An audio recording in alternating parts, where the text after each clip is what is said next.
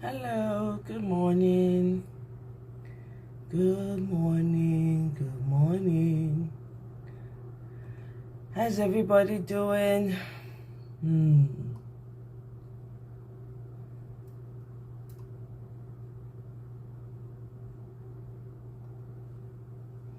I hope we're doing good. My Oyo people, what's going on? Oyo people, what is happening? No, I hope you guys are not sleeping on the plan. The plan they have to turn the whole of Oyo to an Islamic state. I hope so. Eh? Meanwhile, oh my goodness. So the Guardian newspaper said, sorry guys, there won't be any video or pictures today. We're just going to talk. I just want to talk for a couple of minutes and then we'll call it a day and I'll come back. All right? Muslims will not recognize any election conducted by Amupitan. Can the Christians say the same, please? Can the Christians rise up? Hey. They are threatening already that they're not going to recognize the election if it's conducted by Amupitan. Meanwhile, the Amupitan we cannot trust. What an irony, eh? This country, eh? This country, hey, god damn. And then what is with ADC? God, wow. What is with ADC always looking to pick up? They sent out, I think, some type of invitation, right? ADC for policy and manifesto committee. They included names of people without even doing initial consultation with them. The list I'm looking at here, about 50 names, and I begin to wonder, because one of the people that their names appeared on that list actually tweeted out and said, what? ADC, her name is Yemi. How many times did I call you? This is not how to build credibility. Please show me evidence of when I joined your party. How do you just throw people on a list and you do not even tell them? You don't give them prior notice. You don't talk to them about it. You just put their name on there. How does it even make sense?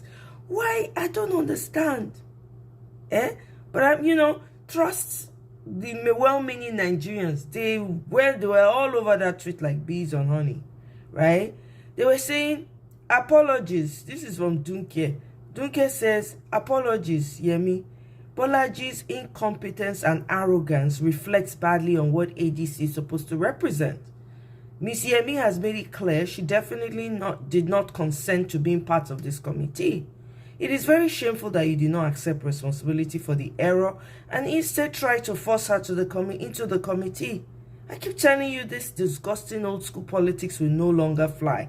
You definitely need to step down from this job, and it has become very obvious. Your bad habits are deeply ingrained. Go write another book. Oh my goodness. What a joke. Meanwhile, Peter Obi tweeted out yesterday. Yesterday was January 28th, right? He tweeted out about the electricity situation in Nigeria. I'm going to read it to you in a minute, right? Hey. And then I hope you guys saw him campaigning with Dr. Mo for the AMAC chair. Please, if you're in Abuja, if you are a resident in Abuja, please vote Dr. Mo from AMAC chair. Vote Dr. Mo, please. Na bega de beguna. The AMAC chairman is a very important position. We didn't know until Dr. Mo came to tell us. So please, if you live in Abuja, you have family in Abuja, kindly vote Dr. Mo for AMAC chairman.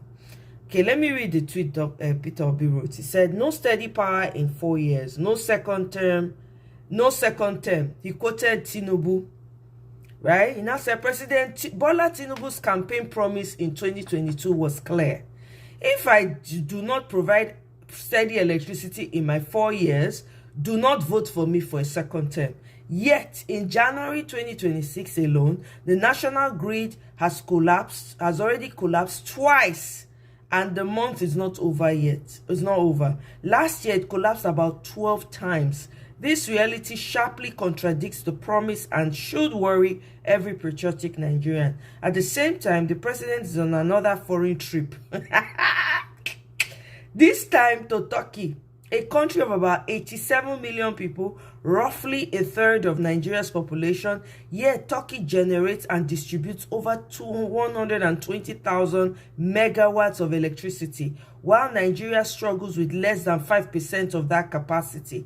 The contrast is both striking and painful. Our appeal is simple: stay at home and confront the nation's problems.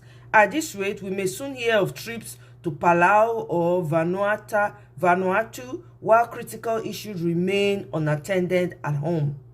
And yet, our collective preoccupation seems to be the next election, rather than how to secure good governance. We should be joining hands to demand accountability and responsible leadership, and to save Nigerians from the indignity and suffering caused by persistent bad governance. A new Nigeria is possible. Guys, please help me double tap on your screen device to like. Please, as you come in, help me double tap on your screen device to like the show.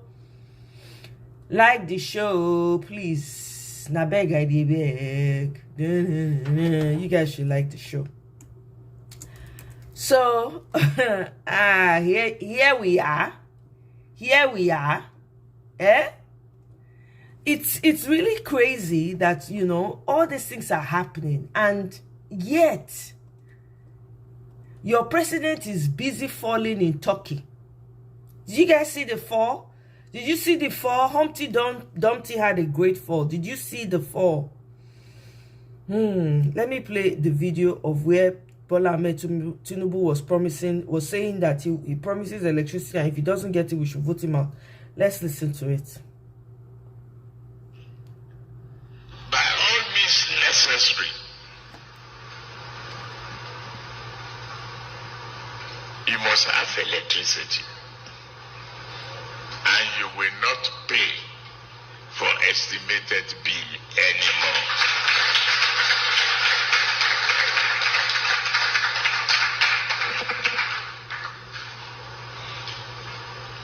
A promise made will be a promise kept. If I can't keep the promise and I come back for second term, don't vote for me. We heard you too. That's the truth. Unless I give you adequate reasons why I couldn't deliver. Okay. Guys, please help me double tap your screen device to like the show. Okay? There you have it.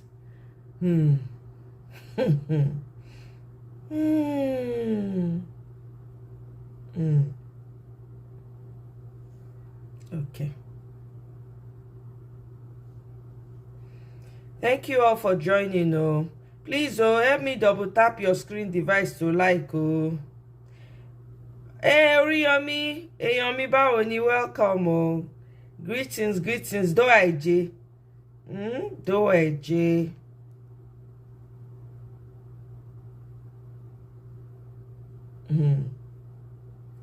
Let's listen to this young man, okay?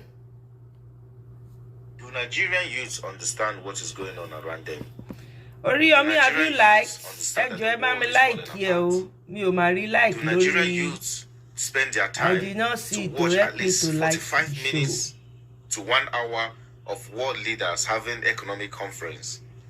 Did Nigerian youths watch what happened during the last economic forum? Did the Nigerian youth listen to the word of the Prime Minister, the Canadian Prime Minister, internalize it, understand it, and understand what it means? Do Nigerian youth really know what is going on in their country? Do Nigerian youth know the bills and the document that President Bola Ahmed Tinubu is busy signing with America and with France? Do Nigerian youth understand what it means when Donald Trump made a statement concerning the Nigerian healthcare industry or healthcare system? Do Nigerian youth understand anything going on around them other than whiskey, than Fela Kuti and B-Lord and VDN and Welcome. Kata Efe? Do Nigerian youth know what is going on around? When I said around, in the world. Do you guys know? You see, but we all sit down and blame our ancestors. Do you know that our children will blame us, right? But they're not going to blame me because they're going to watch some of the things I put out there. In fact, they're going to watch every video I put out there. Do you guys know that your children are going to suffer way more than you are suffering today? Do you guys in Nigeria understand that the failure of your ancestors or the failure of your parents is what you are paying for today, and your own failure is greater than that of your parents? So therefore, that your children's and your generation future are being mortgaged. Do you understand that? Do you people understand what is going on in the world? Do you guys know what is happening around you? So you guys don't know that most of this thing Tinubu is working around, or this administration, is only here to put you in bondage for the rest of your life? Okay, willingly slave, overfed slave, I understand. Let me break this news to you guys. Some of you, or all of you, are going to live like slaves for the rest of your life. This is me telling you the truth. Because apparently, you guys don't know what's going on around you. You don't know that even your backyard have been sold. Okay. All right, though.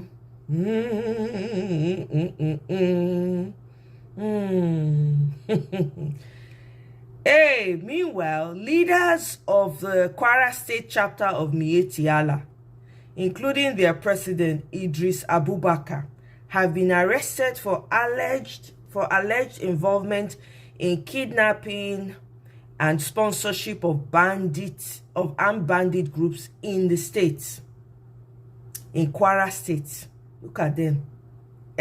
I know see Miyetti Allah come out, come disassociate. When they caught a group of people the last time, Miyetti Allah was quick to come in and disassociate. Now, I don't see him doing that.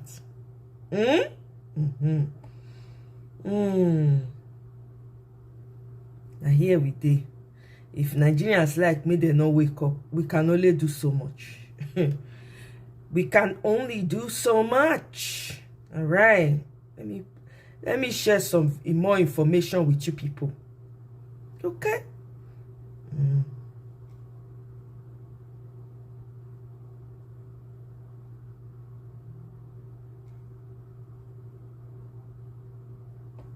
So, as Tinubu jets off to Turkey to discuss security matters and security realignment, a lot of Nigerians are asking questions. The US is coming closer to Nigeria, but Nigeria is running closer to Turkey and some Arab nations. What exactly is Tinubu doing, and what exactly is Tinubu running from? Listen to this man. Let me not talk. Nigeria stands at crossroads. Nigerian President Bola Ahmed Tinubu is departing Abuja today for a so-called security-heavy state visit to Turkey, just weeks after US airstrikes on ISIS-linked targets in the Caliphate of Sokoto and after high-level engagements with American officials. He's been talking to some of them in Abuja today. This is not normal timing. And in geopolitics, timing is never accidental. This trip is not about trade fairs or cultural festivals. It is about security, military cooperation, and strategic realignment. And the timing is revealing. It's revealing. To this day, at least to my knowledge, let me just give you an example, ladies and gentlemen, how comical the situation is in Nigeria. The Sultan of Sokoto, the preeminent spiritual leader of all Muslims, has made no public statement on the bombings. None. Even though it was his backyard that was bombed. Nil, zero, nada. In Nigeria, silence is also a press release. Silence is pregnant with meaning.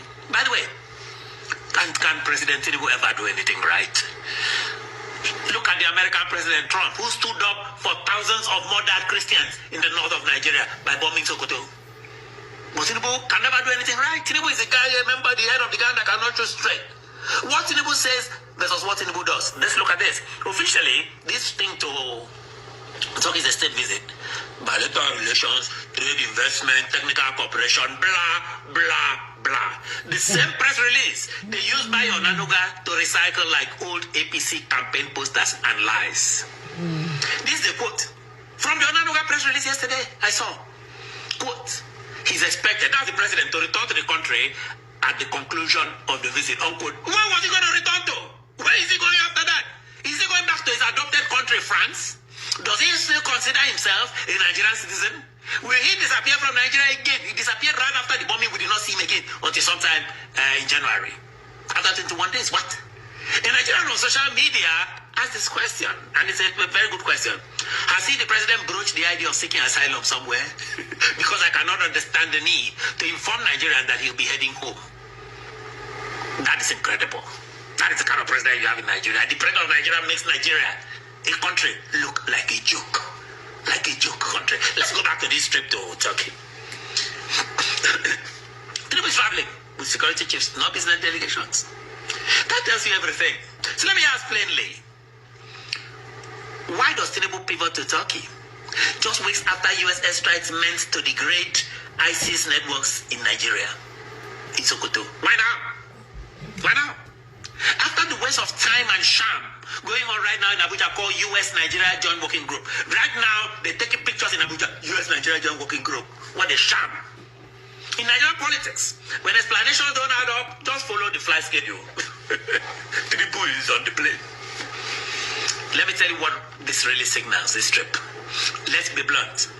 Tinubu's sudden romance with controversial Turkey looks like a pivot away from the United States at a very sensitive moment. Here's the context. The US bombs ISIS-linked terrorists in Sokoto Caliphate, where the Sultan rules. Immediately after, powerful voices start condemning the US, powerful northern Nigeria voices condemn US involvement. Figures like Dr. Sheikh Ahmad Gumi likely urge Nigerians to abandon US security cooperation and look instead to China and Turkey. China and Turkey? China and Turkey are now neutral. China that exploits African countries and holds them at ransom. And controversial Turkey in Nigeria, even NEPA is more neutral than China and Turkey. Those are the people we're going to be with now. Now, suddenly, Tinubu is boarding a plane to Ankara with the security chiefs. That timing is too neat for me, ladies and gentlemen. When Nigerian politicians say coincidence, check your wallet, they might still say they save money from you. Washington will read this move very, very clearly, especially Trump. Trump will read this move. This is the kind of chess move where you knock over the board and still claim you are winning. Trump will read. I hope Trump listens to the Ofion Okwa show, because this will just make his work easy. Let's look at Gumi's movements. Unconfirmed but dangerous. Let me be clear. There are unverified reports circulating about Sheikh Dr. Ahmad Gumi's movements between Nigeria and Turkey after the bombings. This is a man accused of enabling these people. These are not confirmed by established journalists in Nigeria. I agree. But here's what is confirmed. Gumi has been relentless in condemning Trump and condemning the United States involvement in Nigeria. Number two, he has openly urged Nigerians to pivot away from America. He has openly urged Tinubu. He has consistently promoted Turkey and China as alternatives to the US. So even if travel is undocumented, the political narrative is alive. Trump is not arresting him. He's arresting Omoyele Sowore. He's not arresting Gumi. A powerful Islamic cleric hostile to US counter-terror efforts suddenly aligns rhetorically with the same country Nigeria is now calling. Did he arrange this visit? Gumi. In Nigeria, rumor does not need evidence. It only needs timing and perception. Perception is power. Perception right now, for me, is that Gumi arranged it. This is my own perception. This is how I perceive it. But who am I? The question is, how would the US interpret this? The question is, what is really going on? Is Gumi, are they saying that Gumi is higher than the president? That is the one giving the president the instructions? I mean, I don't understand.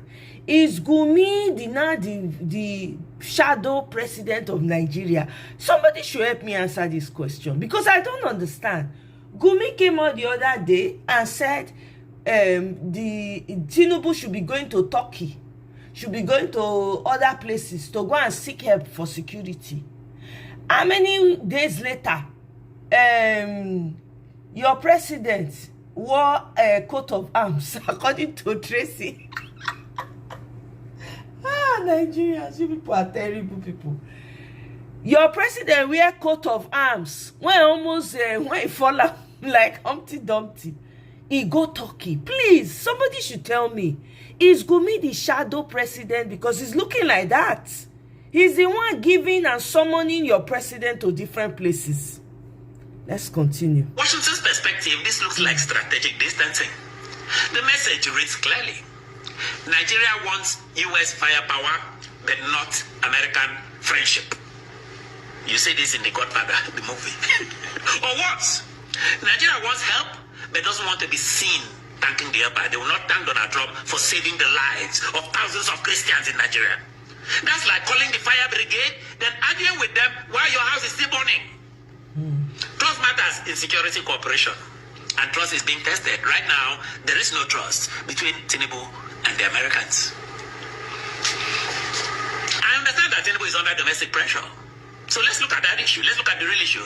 Nigeria is already fractured. Christians versus Muslims, terrorism and mass killings every single week. Ethnic and regional power struggles. The ethnic nationalities in Nigeria hate each other. Let us be honest, they don't like each other. I'm telling you. Okay? Some Islamic ministers and northern elites are openly warning Tinubu not to cooperate with the US on Christian killing. This is somebody coming to help you. They are threatening political consequences for Bola Tinubu. Let me say it in plain Nigerian English. This is not time for grammar. The Caliphate North will not support Tinubu in 2027 if he works with Trump to end the Christian killing. 12 states in the Caliphate North who practice Sharia, they will not support Tinubu. Simple. In Nigeria, principles are optional. Re-election is mandatory for those Nigerian corrupt politicians. So Tinubu is talking between Washington's expectations of him, and his promises, to a powerful internal bloc pushing an anti-Trump, anti-American ally, a northern bloc within his own camp. In my opinion, and I will own my opinion, Tinubu has caved. The Caliphate northern bloc has won in Nigeria. The real accusation here is the core charge. If Tinubu is privately assuring Washington of cooperation, sending Kiribadu up and down, while publicly repositioning Nigeria away from the US, then this is not diplomacy. It is deception. It is naked deception. Is Tinubu bending to Islamist power brokers? Is that what is happening? Extremist Islamist power brokers? Is the Turkey trip a signal to anti-US forces in Nigeria at home? Is it telling Trump one thing and doing another? In Nigeria, we call this playing both sides. In Washington, they call it you're on your own. Tinubu may be on his own. Tinubu should go and pray. He does not want to be like Maduro, put on a plane and brought to New York. My conclusion and a warning, this is not just about the trip. It is about who controls Nigeria's shaky security policy. A government, Tinubu's government, pivoting towards Turkey at the worst possible moment. A religious establishment in Nigeria hostile to U.S. action. A president possibly playing both sides to survive politically. In Nigeria, when leaders start balancing too many plates, it is usually the citizens that get broken. I therefore call on the United States to continue precision strikes like against confirmed ISIS affiliates like what happened in Sokoto, because Nigeria's internal leadership is becoming an unreliable partner. Tinubu is playing the US government. He cannot be trusted. Christians are dying. Something needs to be done. Some people are asking, when is Trump coming again? He needs to come. Is Tinubu prioritizing Nigeria's security or just his own political survival? Does he care about the Christians that have been killed in Nigeria? Because history does not laugh. It records. Maybe Tinubu is just interested in his own political, let him win and keep making billions and billions. This is the Official Okwa Show. We just don't report events. We track where they head. We look at the future. I remain the voice of the voiceless. I am your independent voice. Telling fearless truths you will not hear anywhere. And sometimes I laugh at the failing and inept Nigerian power. Look at the way Tinubu is behaving like an amateur. I am Ofiom Akwa. Take care of yourselves. Take care of each other. Make we go. Should be the same as strategist. Eh? Tinubu, they know they do you like yo-yo. Ping pong. Blow here, blow to the side. Blow here, blow to the side. Oh! Tinubu, you have luled. Tulumbu, you have luled. Oh! Na Gumi, they command you now. Tell you this is what you need to do. Sokoto, Sultan of Sokoto, the Sokoto Caliphate, now they be your leader. And they be your baba. I beg. Hello, my name is Adam. Let's move forward to other important this thing. I have another video to play to you people.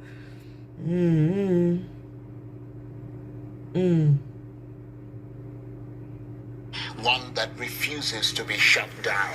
Senator Ali Ndume is one of Nigeria's most popular lawmakers, a politician who has made a habit of saying out loud what many in power would rather keep buried.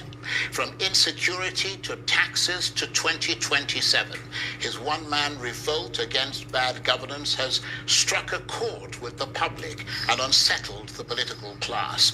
And tonight, Senator Ndume turns his focus back to his home region. He says Borno State and much of the north are still bleeding heavily from insecurity, and that the military is missing a critical window. With the dry season offering clear visibility, he's urging an all-out offensive against terrorists, but is also warning that soldiers remain under-equipped, under-protected, and inadequately trained for the fight they're being sent into. And he's taking aim at the federal government's new tax regime, calling it fundamentally flawed, whilst delivering a blunt warning to his own party, the APC, that any attempt to declare victory in 2027 without the people's mandate will meet resistance, especially in the north, where he says people feel betrayed by elite defections and political survival games. This is not opposition rhetoric. It's an APC insider speaking like an outsider. And for more on this, I'm joined now in the studio by the political Lone Ranger, former Senate Chief Whip and lawmaker representing Borno South, Senator Ali Ndume, a lawmaker whose name carries weight far beyond the Senate floor and who is surely one of the most recognizable voices in Nigeria's National Assembly. Thank you very much indeed for coming in. Well, you started this year with a strange name you gave me. In the political Lone Ranger. You called me Lone Ranger and you said I'm a rebel, you know. But to be honest, those are terms that the public can relate to, because the general impression is that people like you raise the bar of propriety. That's why you're a Lone Ranger, not because you're out on a limb, but because you stand out from the rest, because of what they believe to be your fidelity to propriety. Well, I'll take it as you say. It is a compliment of sorts. You think so? Oh, definitely. Okay, I take it from you. Now, let's, good to see you, by the way, and this is the first time I'm seeing you in 2026. Yes. So even though we're well into January, I must say Happy New Year. Thank you very much, Charles. Now, you said the dry season offers a clear tactical advantage to the military in the north. If visibility is better now, you've just come back from Borno State, what exactly is stopping the military from launching decisive operations in Borno and the wider north? Well, the handicap of the military is still the same thing that I've been talking about, but the situation has changed and also improved. But it is not over until it is completely over. Indeed. Now the dry season is set, is in. And that means visibility in the north is clearer. And the Nigerian army, with this new collaboration, intelligence sharing, and even to some extent, equipment support. You mean with the Americans? With the Americans. Right.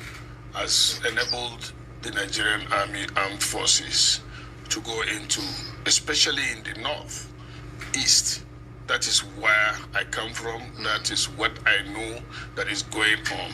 There is visible improvement in terms of the war against the insurgents. Right.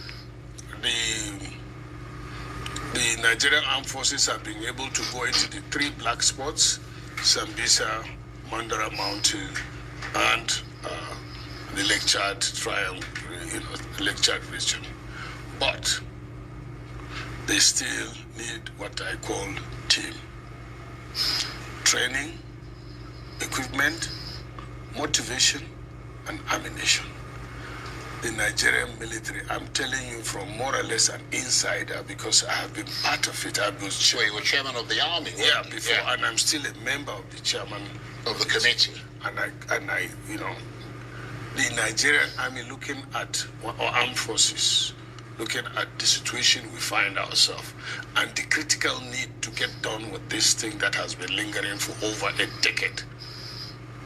The Nigerian government needs to stand up to it, especially now that the president declared a state of emergency in the security sector. Now, the action, he should walk the talk. He should match it, and people should see it on ground. Let me tell you the good thing. The Nigerian army, from top to bottom, are very committed. But no matter how your commitment is, if you don't have the morale booster, if you don't have the equipment, most of the army or soldiers will lose. It's not as a direct confrontation with the insurgents, but you hear more. We lost more of them by losing them, by stepping on what do you call landmines and EIDs, IEDs. Or the last time we lost about, I think, 8 or so soldiers in the Sambisa Triangle is because when the heat was on the insurgents, they had a suicide bomber who rammed into with explosives. But you talk about... if they had MRAPs, if they deploy MRAPs, and when they go out like this, they are covered with MRAPs, and then they are covered from the top by attack helicopters.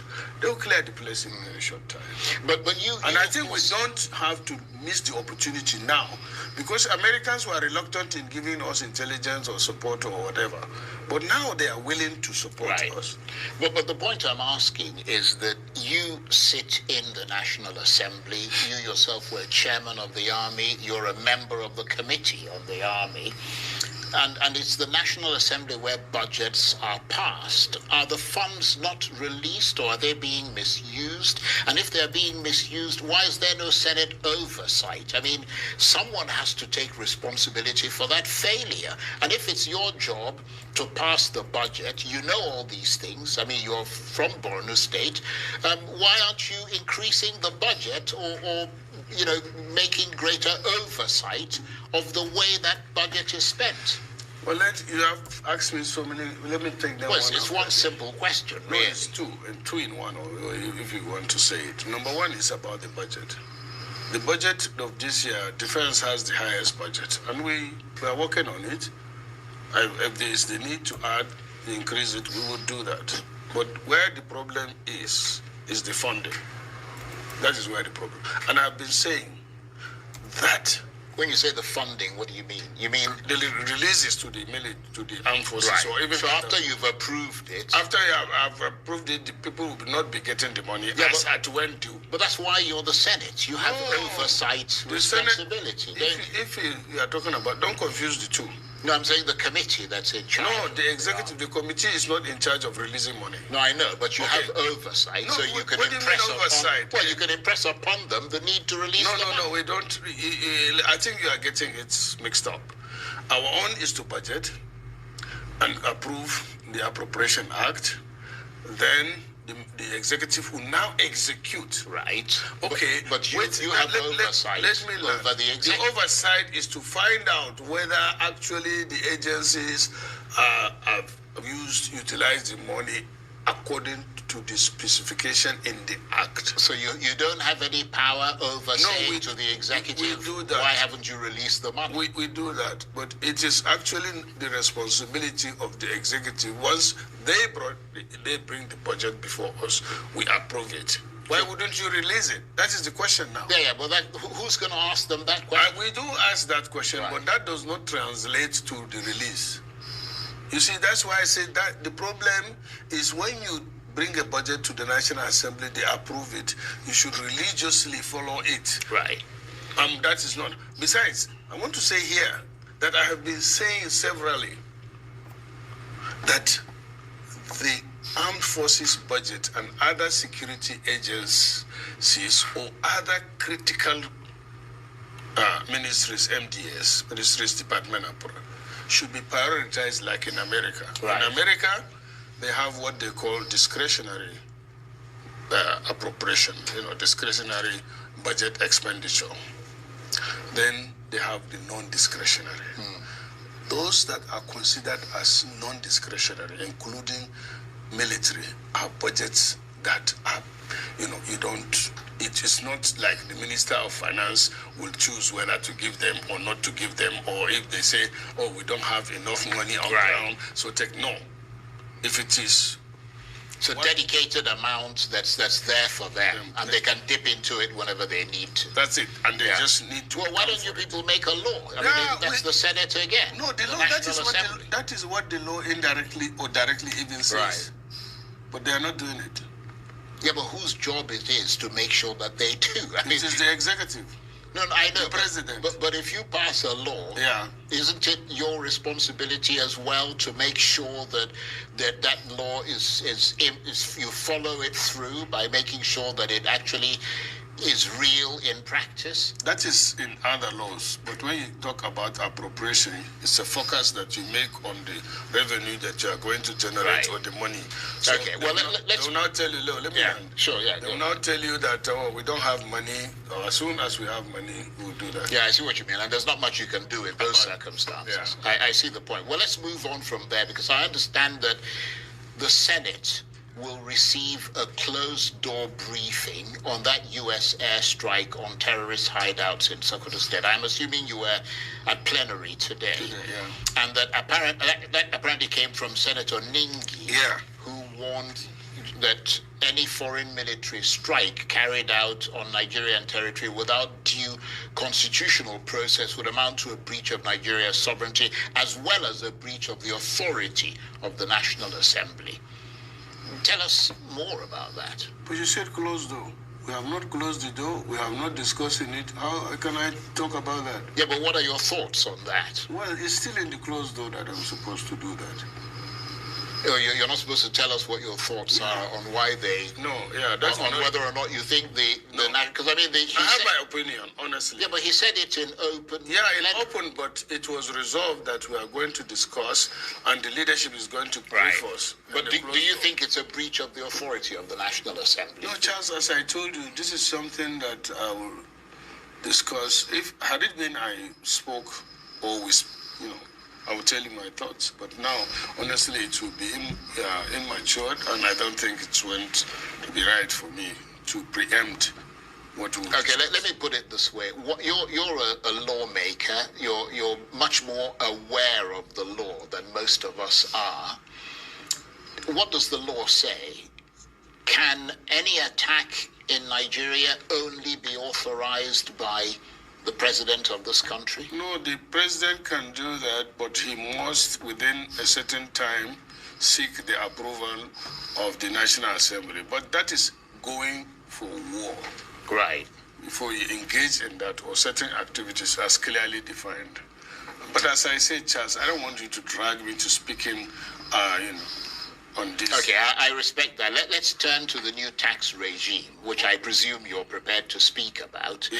You've described it as faulty. Yeah. Faulty how? Because the Senate President, Godswill Ababio, said today, in fact, he dismissed claims that the new tax laws were altered after they were passed by the National Assembly. He said there were no discrepancies and that the version that was gazetted and the one that was signed into law by the National Assembly fully reflected legislative proceedings in both chambers. So when you say the new tax regime is faulty, is it in the design, in the timing, or in its impact on ordinary Nigerians who are already struggling?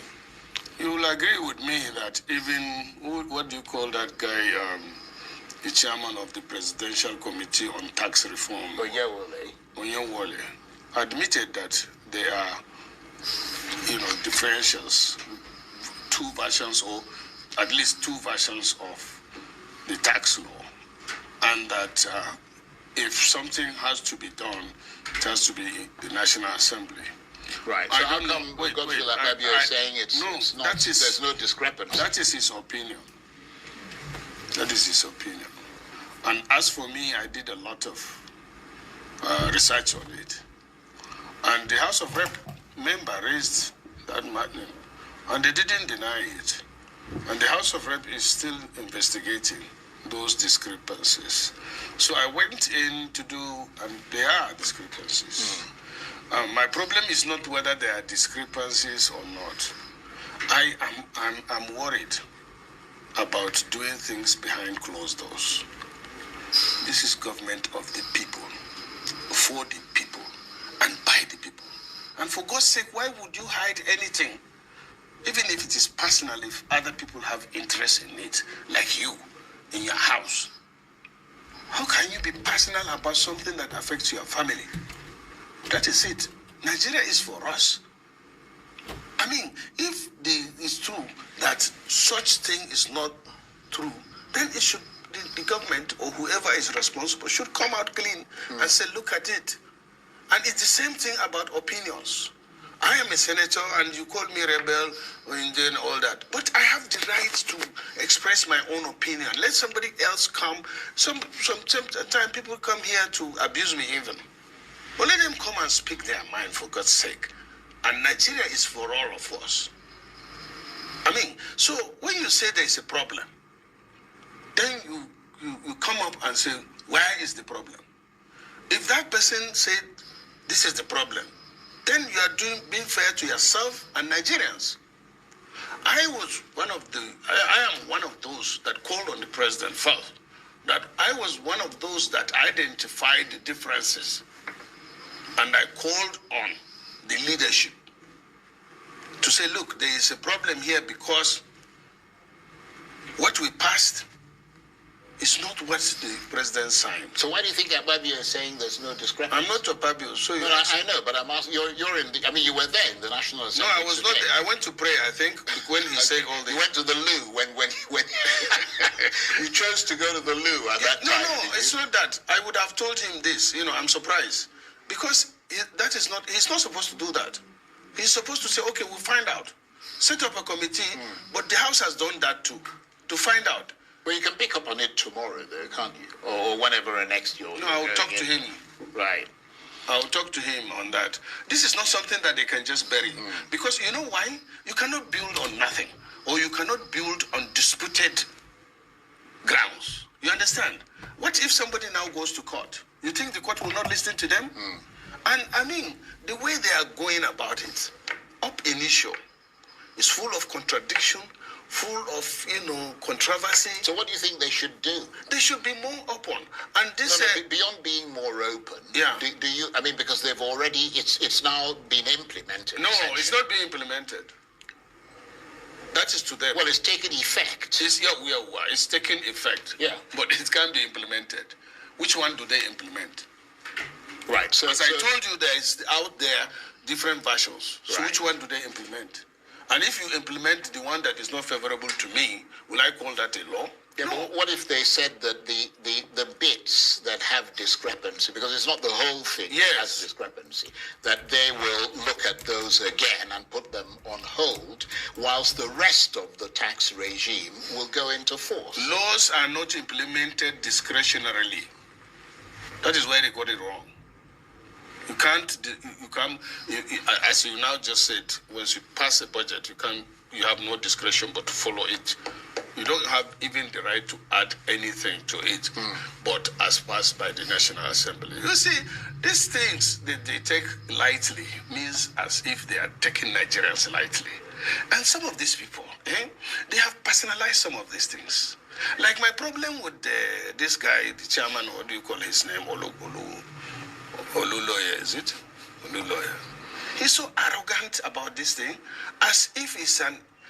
No, it don't do that. There are many Nigerians. This thing is for Nigeria. If Nigerians say they don't want tax unanimously, what will you do about it? You can't. The president is president of Nigeria. He's a servant of the people. Thank you very much. We Nigerians are not the servant of the president. Talk less of his aide. You see how arrogant he is? I mean, this thing is going to fall on them if they don't fix it. Well, you know, the issue of him being arrogant is a matter of perception. I mean, he sat... Yeah, that's my perception. Yeah, he sat where So he I'm sat, not saying and I actually find him to be a very pleasant person. Okay, that is you. Me, I have no personal thing with him, but all I see is what he discusses and the way he presents it. It's not like Right, that. okay. He is doing the wrong thing, the right thing now at the wrong time. Right. Up initio. Look, Nigerians are not averse to tax. Ever since I was a child, we pay some of the taxes are now not being reviewed.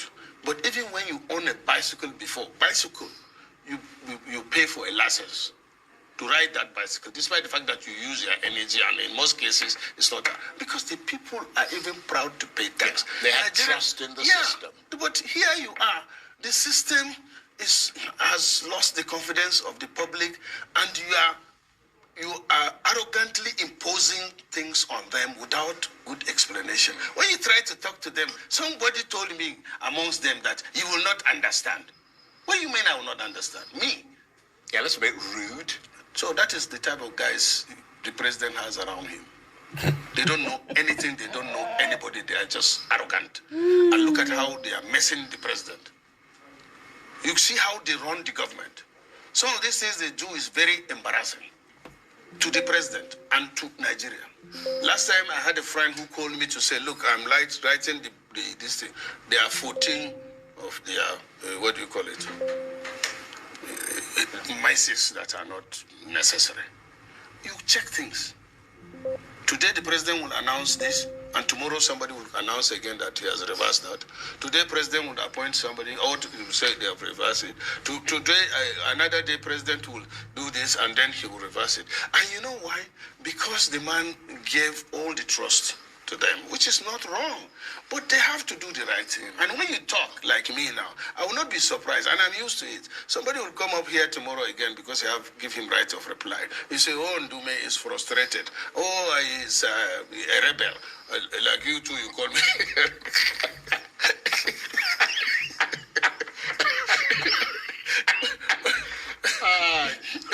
But I'm just speaking the truth. What am I supposed to do at the age of 66? Well, let me move on, because I don't want us to run out of time without getting to the politics of 2027. You've said the North feels betrayed. Does the APC leadership actually grasp the level of anger that you say is on the ground in the North? I mean, don't they listen to people like you, or do you think they're in denial? Well, I really, the other thing is because if you really want to talk about politics now, I prefer to talk about governance. Yeah, but you did say that the North feels betrayed. No, that is what people are saying. And that they're quite angry. Yeah, they are angry. And then there are a lot of other speculations and all that it's not the time for us to discuss yet. Yeah, but if the APC leadership doesn't listen now to people like you, is it your contention that they are setting themselves up for a political shock in 2027? That will not be, that is it. But again on it, we have a new leadership in the APC under this chairman. And coincidentally, I have a relationship with him. And so you're hedging, are you? No. It's just that it's not fair. Like you, Charles, if you call me, you are my friend. I knew the chairman since I was much younger. His father was a pastor in my town, and my mom was close to his mom. So you see that kind of even personal and family relationship. And he tells me, look, you're not going anywhere. I'm here. If there's any issue, let's discuss. I said, but what I'm saying, Senator, is that these things I'm mentioning are in the public domain. Yeah. You've said them, and they've been published in newspapers. I mean, you've warned that the APC may be thinking of declaring itself winner in 2027. Yeah, that's not going to work. Well, I mean, I'm trying to say that is and a serious charge. What are you seeing that makes you say? No, I don't think Mr. President will think about that too. Mr. President, I think as a politician, as somebody who has gone through it all, is strategizing to win the election. Right. But not to declare himself as the winner. No, that won't work. Because you only do that when you are when you are acceptable to the people. And there's a resemblance. But in the North, anybody that tells you that the North is not grumbling now is not speaking the truth. And how loud? Hey, Coach, welcome. Sorry, I haven't been looking at the comment section. Nicole Kidman. Is this the real Nicole Kidman? Yes, I've said it here before. That the president Bushman, welcome. Change things, can turn things around. Okay, we understand these are the issues that you raise. Number one. Oriyomi, I saw your comment. Fix it, those things. Okay. Number one, you didn't get this, you get it. Or number two is, what is your problem? You know, the northern elders have been, what do they say? They have been willing, they have been reaching out. I was part of the meeting that we had, the first and the last meeting with Mr. President, where northern elders, went to him, and then he too was prepared. And so he brought all the appointees from the north, critical, appointees from the north. And we had a wonderful session. And he promised that that would continue. And it never happened. And you know why and what I'm suspecting is, as I've said it before, the president is not the problem. It is the people around the president that are the problem. And another thing, I can tell you, I when I was coming, I knew that you asked me this question. I wanted to even mention names because I don't care if I'm speaking the truth. The president had good people around him when he was the governor of Lagos. That was why he succeeded. But a lot of those same people are... No. Most of the good people are not there. They have been sidelined. And then he just picked people that don't know anybody. You know why I say don't know anybody? They only know Ikoyi and Surulere, not even Surulere, Victoria Island, and that is it. Then from there they fly to London or America, where their families are living. So they are not even full Nigerians like you, I can say. Ouch. But anyway, look, we're almost out of time. Finish what you're saying. Charles, the president is people's... He has a lot of people that he knows politically, he built around. Even, the first candidate he supported was from the north, it didn't work. The second candidate he supported was from the north, it didn't work. The third one was the one that worked. And then even the third one did not work. Now he said, it's my turn. That is why that terminology, Amilokon, came out. I think so. Yeah. Okay? And now, instead of him bringing in his team that will look at him in the face and tell him the truth, he decided to surround himself by people that don't know politics. Right, okay. Before we go, you've said the masses, especially in the North, will resist a manufactured outcome in 2027. What does that resistance look like? Will it be Michael, welcome. This is my brother. Through political realignment? It may be a combination of all. You know why? Because we have seen it before, and we have seen it in other countries. The president needs to look at this thing again and make amends. Nigerians are good at forgiving and even forgetting. Once things are turned around, I give you an example. If the way he's taking up the security matters now continues like this, and by the year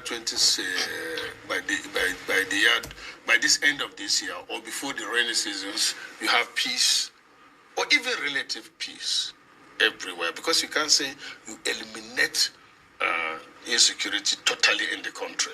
But when people can move, or I can now drive from here, from this year program to Kano or Kaduna without fear of being stopped on the road, kidnapped, robbed, then Nigerians would have no reason to change the leadership. But if things remain the way they are and people are not happy, how can you say now that the person, the voters will vote for that? No, it won't happen. Okay, on that sober note, I want to thank you very much indeed. Senator Ali Ndume is the lawmaker representing Borno South. He was the former chief whip, and he is arguably one of the most recognizable voices in Nigeria's National Assembly. Thank you very much indeed. Una hear them? Okay. Una hear everything when I talk, Abi? Okay. We shall see now what will happen. Now here we did. Meanwhile, the northern, whether they say na northern group or whatever they say they call themselves, said they no go. Then they are not going to support any election from Amupiton. It gonna be hot. 2027 is gonna be hot. Una welcome, oh, greetings, my people. Welcome, welcome, welcome. I'm only here to play a few videos for us to listen to and catch up with some of the things that are happening. No video. I'm sorry to those who were waiting for no video as for now. Perhaps later on when I come back, we go get video. Now, the other thing I wanted to play, for those of us that have been talking about, electoral reforms and all of that, you guys know the National Assembly is sitting on the electoral reform. I don't know what do you guys really think that thieves will allow you to would actually pass the electoral reform? The only way that will happen is when everybody mobilizes and surrounds the National Assembly and demand it. That is the only time that I think they probably would. And you have to also be careful because they might forge it, just like they forge the tax. People don't know which ones to go by now in Nigeria. The tax policy. People don't know. What's it called? Companies don't know. Lawyers don't know how to advise their clients on which tax policy. This is the government you're dealing with. You now think that they're just going to pass the electoral reform without you talking about it and putting pressure on them? You're wasting your time. Everybody needs to surround that National Assembly and demand that it is either they fix the electoral reform or they shut down the National Assembly. It's one of those two. I'm telling you people. Anyway, let's listen to the guy that has been putting pressure, Peter Aka. He was live at the National Assembly yesterday. Okay?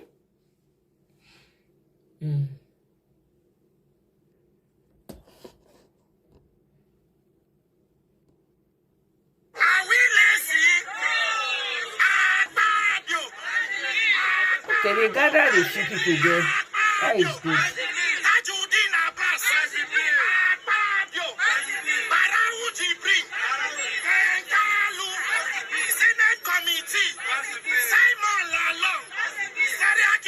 Tina, welcome.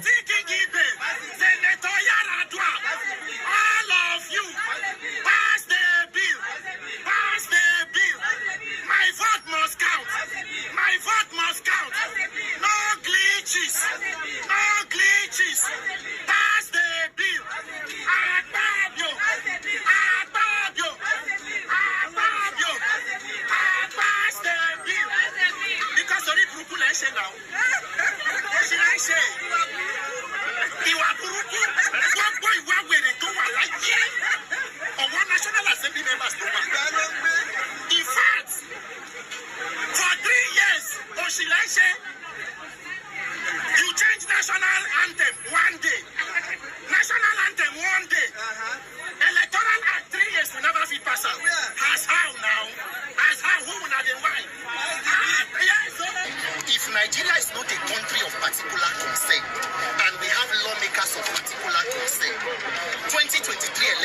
say there was a glitch, and more than 2 years later, no independent audit, nothing to guarantee that by the coming elections you will not have glitches.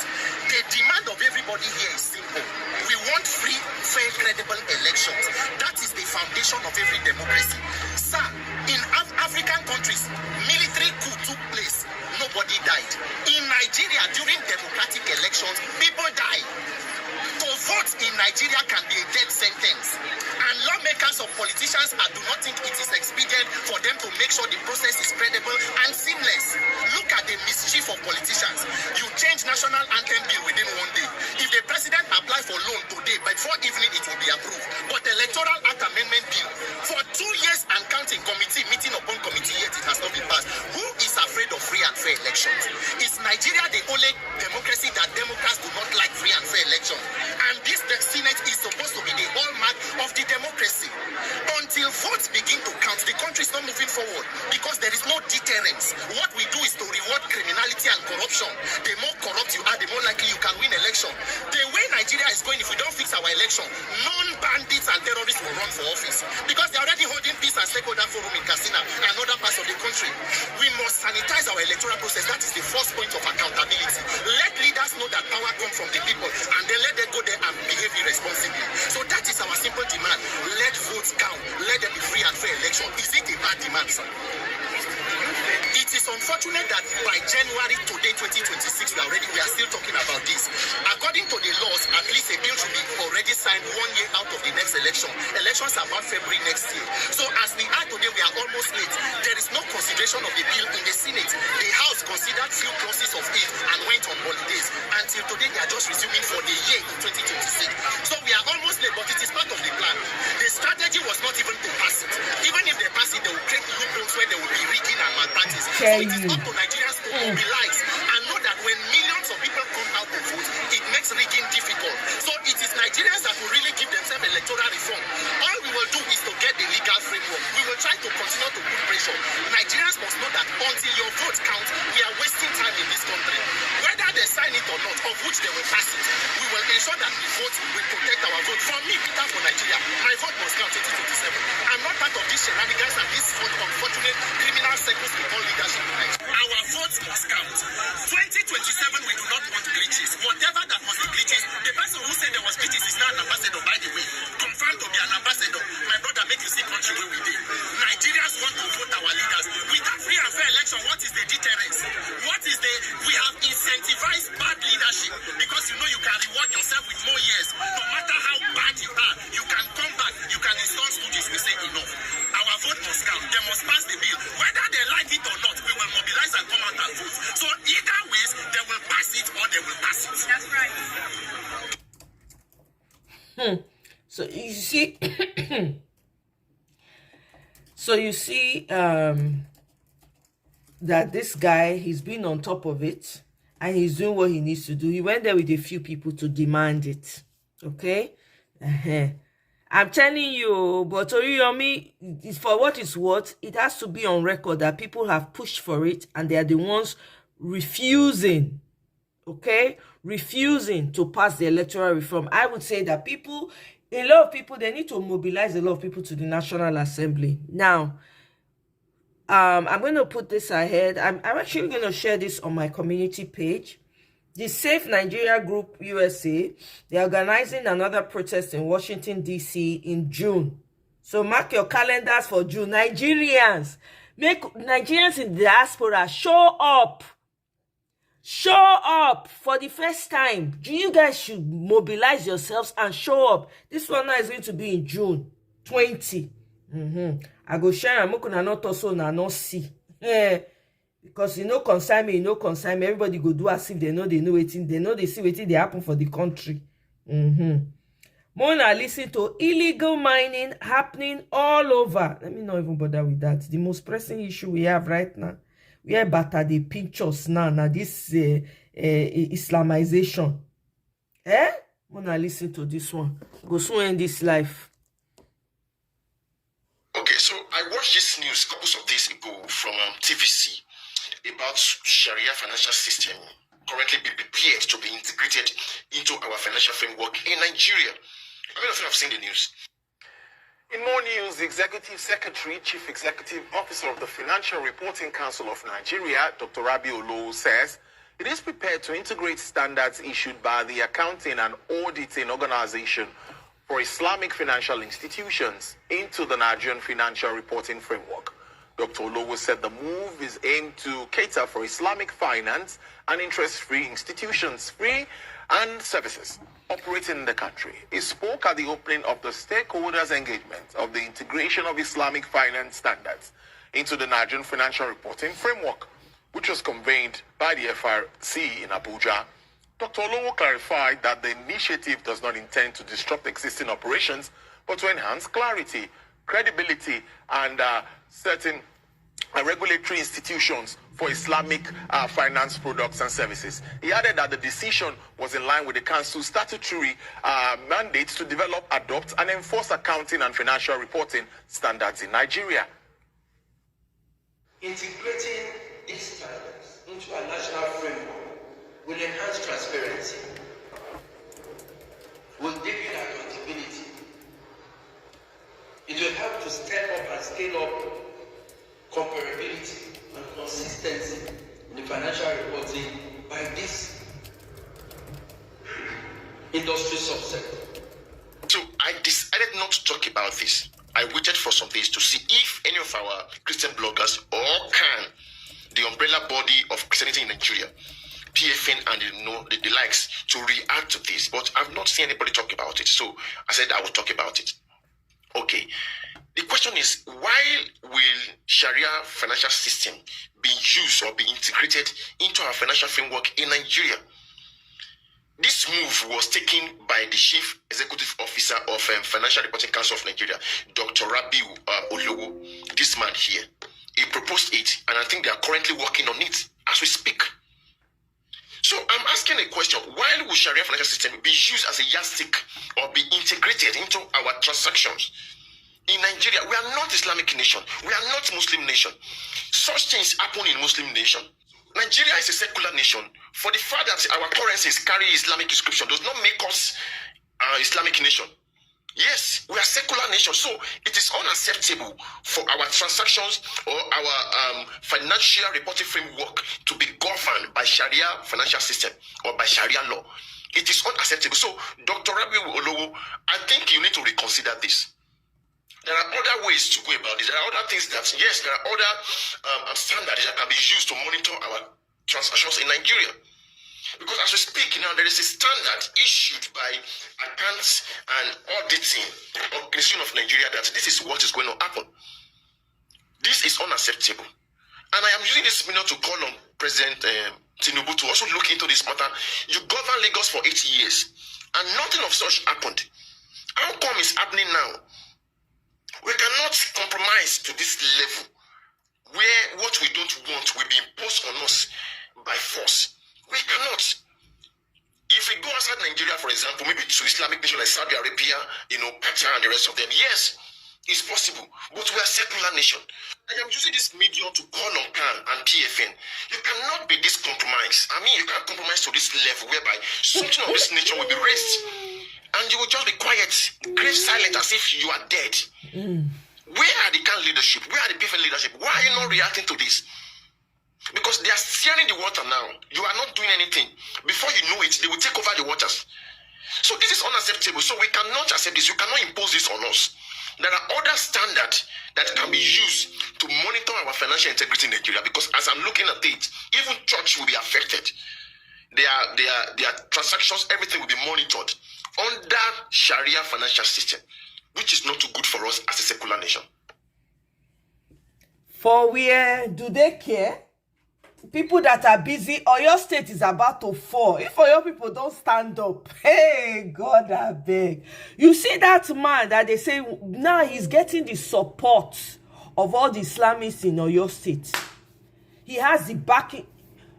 This man is crying to the president. President that threw everything under the table, signed every contract with the caliphate, sacrificed his own people. Are you people joking? Someone that got power by any means necessary? Is that who you people are talking? The man is not listening. He's not hearing you people. He's not hearing you people. Someone that Gumi is controlling from the control tower. When Gumi, they tell him where to go. What are people talking about? Are you sure is Tinubu your president? People are giving him instruction. Hey, I never know it they happen. Get another video when I want to show now before we call it a day. Wanna listen. Hello and welcome. My name is Magnus Oraka, and this is Woto TV. You know, I've been praying and longing to meet Peter Obi one-on-one. Yesterday I had the opportunity to experience it. And trust me, everything I've seen about Peter Obi, I thought they were all pretenses. I thought they were all for stage, for show. But I saw this man. Look, if you get to meet Peter Obi one-on-one and you still don't like him, something is definitely wrong with you. That man is as natural as it gets. That man is as natural as it gets. I was in a hall with him. He probably didn't see me. He shook hands with everybody. Then he sat down. Then he suddenly realized that he can't remember. Did I greet you? And I said no. He came back to me again, hugged me, and shook hands with me. That's how humble as it gets. Then tell us that man a billionaire in Ogo Grip, so unassuming, sat down and that these are the type of human being we want. These are the type of human being we want. That it's just so bad that our society has deteriorated to the extent that what is wrong seemed to be what is right.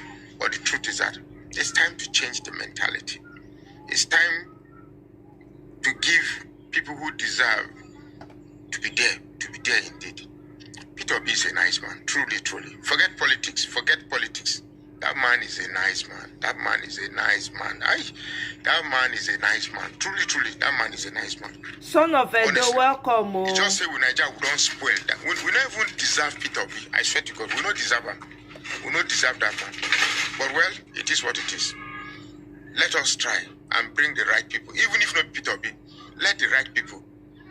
Not be the shaky way they fall for talking. Let's get it right. My name is Magnus Oraka. Please follow this page. I shared it. Oh my God. So Nigerian farmers, not be today we know say that they crisis. Okay, they've been in crisis for a long time. Okay, because of open border policy, people are coming in for every corner of the Sahel. They buy. All the farmers. You can see. Oh, Tina, you say Odume you love the man, okay.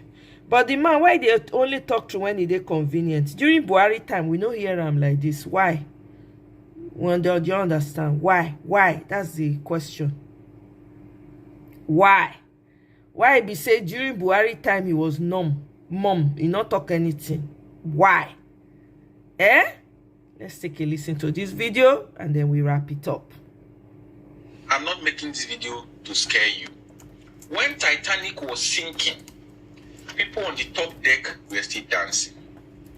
I can tell you for free that Nigeria today is sinking.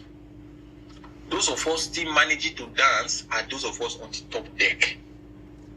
The biggest crisis we have today is the crisis of food. Most Nigerians cannot have 3 square meals. Even some of us, all of a sudden we discover that we like to eat only 2 times a day. Sometimes we like to eat only once a day. During the time of our parents, we were demanding it of our parents to give us 3 square meals. Mommy, I don't chop breakfast. Mommy, I never chop afternoon. I never chop evening. Now, as adults, fear no they let us chop 3 times a day because the economy will not permit you to do it. And even if you have the money to eat 3 times a day, by the time you see your neighbor hasn't eaten once, you have to sacrifice 1 from your 3 so that your neighbor can even have 1 to eat. The Nigerian people must take their country seriously. There are only 36 states plus FCT 37. There is only 1 FCT minister. There's only 1 president, 1 vice president. The 36 states have 36 state governors and 36 state deputy governors. Add the state assembly, add everything. It comes down to maybe about 5,000 persons. add National Assembly, add all the 774 local governments, comes out to about 5,000 persons. 5,000 persons cannot be more powerful than 300 million Nigerians. For those of you that say, I am not interested in politics, sweetheart, politics is interested in you. Bam. Those of you that say, no, I'm not interested, I will not vote. If you don't vote, you have voted for the candidate you don't want. Bam. Those of you who only collect voters' card to use to open bank account and to do BVN, they have started taking your taxes. By the end of the year, the reality will dawn. The scales will fall off your eyes at the end of this 2026. By the end of this 2026, by the time they calculate your tax, give you and you pay, reality will click in your mind that it is serious business. Election is next year. Let all the politicians go to one party. Nigerians must mobilize around ourselves and look for other. We must look for strong individuals that will follow. Let us not be distracted. Let us not be fooled by all the things happening on social media. Let us not be. These days, everybody is just laughing. Everybody is happy. There's nothing to be happy about. Nothing. If you are not involved in people's life, you are just living your life. You think life is good, especially if you have small money to spend. But anything that pushes you to get involved in people's life, you will see Nigeria raw the way it is. This is not a livable place.